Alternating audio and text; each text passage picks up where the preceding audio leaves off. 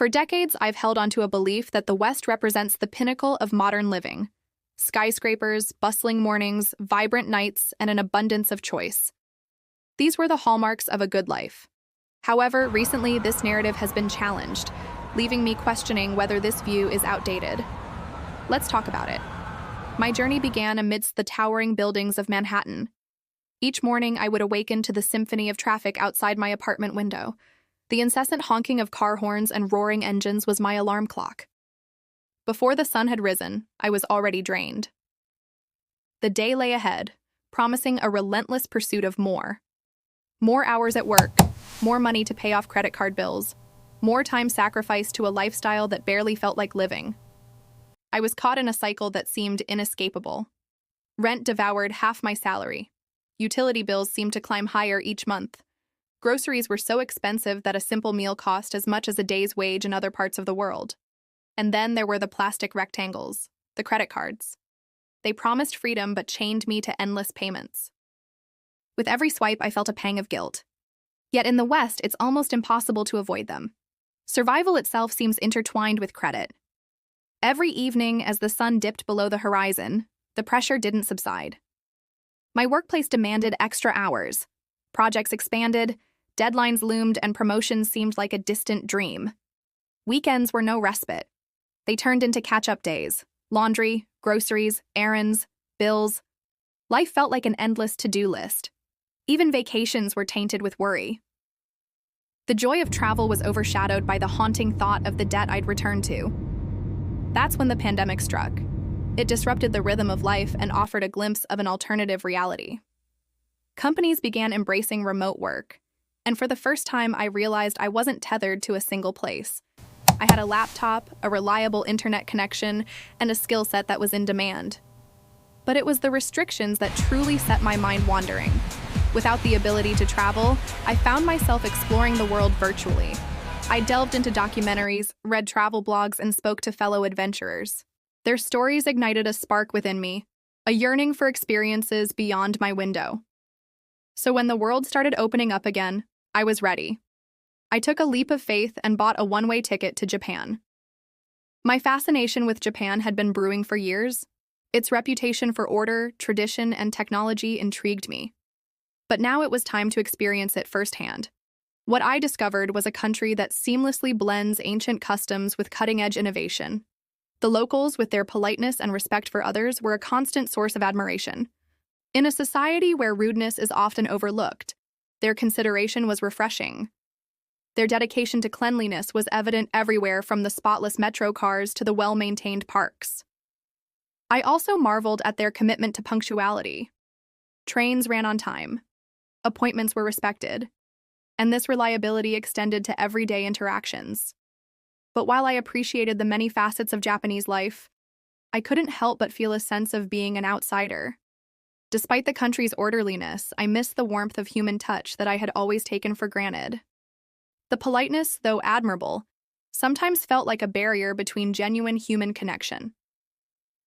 I yearned for the days when people wouldn't hesitate to strike up a casual conversation or offer a helping hand. From Japan, my journey led me to Thailand, a country that had long been a favorite destination for tourists. As I explored its famed beaches and temples, I couldn't shake off the feeling that I was part of a crowd. While Thailand's natural beauty was undeniable, I craved a more authentic experience. The growing number of tourists meant that many places had lost their charm. The bustling markets, once brimming with local life, now seemed geared towards selling souvenirs. The peaceful temples were often filled with crowds, and the beaches, though stunning, were littered with visitors.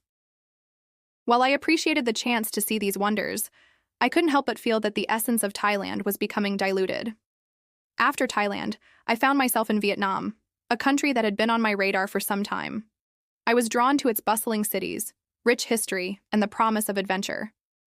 As I navigated the winding streets of Hanoi and Ho Chi Minh City, I was captivated by the energy.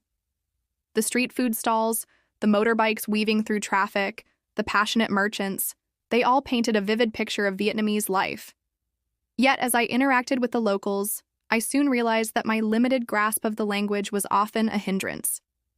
The joy of discovering new flavors and meeting new faces was sometimes lost in the struggle to communicate effectively. I yearned for a place where my English skills would bridge the gap rather than widen it. Then, quite by accident, I stumbled upon the Philippines. My knowledge of the Philippines was limited, yet something drew me to it.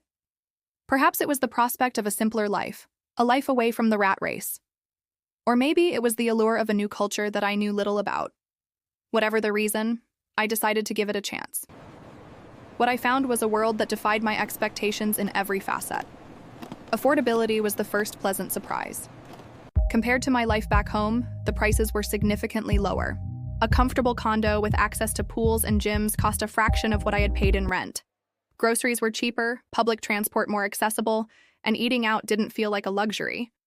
I could enjoy a delicious Filipino meal of adobo, sinigang, or lechon without breaking the bank. But what truly stole my breath away was the Filipino people. Warm, welcoming, and generous, they made me feel like family. From the helpful store clerks to the friendly taxi drivers, everyone went out of their way to assist me. It didn't matter that I was a foreigner. I was welcomed with open arms. And let's not forget the English proficiency of the Filipinos. Unlike many countries where language becomes a barrier, here it was a bridge. Communication flowed effortlessly. I could converse with ease, share stories, and build connections without the struggle of broken phrases. The beauty of the Philippines also surpassed my expectations. Sure, the beaches were stunning, but the country's allure lay in its diversity.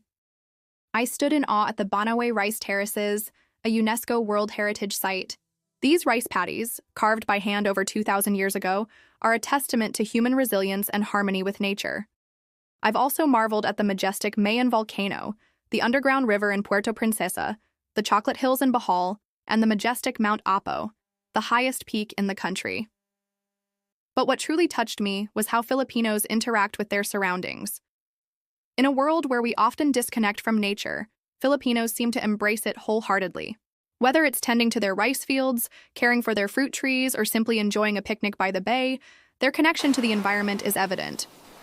However, what shocked me the most about the Philippines was the Filipino spirit. Despite the natural disasters that seem to strike with regularity, typhoons, earthquakes, and volcanic eruptions, Filipinos remain resilient. They rebuild, they laugh, and they continue on. During a sudden flood in Manila, instead of panic, I saw children playing in the water, families helping each other move furniture, and neighbors sharing food. It was a powerful lesson in resilience and community. Moreover, I noticed something unique about Filipinos. Look at this Their sense of beautiful gratitude. mango. They find joy in the simplest of things. During meals, families laugh and talk, sharing not just food, but stories and affection. At night, the karaoke scene comes alive. People gather to sing, to dance, and to celebrate life. And when life throws them a curveball, they don't despair. They lean on their faith and on each other. In the Philippines, I discovered a life that I never knew I craved. A life that was not just cheaper, but richer. I had more time to explore the stunning beaches after work. I could afford small luxuries without guilt. I could save money instead of drowning in debt. Life was not about endless toil. It was about living. In the West, we often chase bigger dreams, bigger salaries, and bigger houses. But here, I saw people who had less materially, yet seemed to have more in terms of happiness. I learned that true wealth is not just about material possessions, but about the richness of experiences, the warmth of community, and the depth of human connection. If you're tired of the rat race, if you're seeking a simpler life that's rich in experiences, I invite you to consider the Philippines.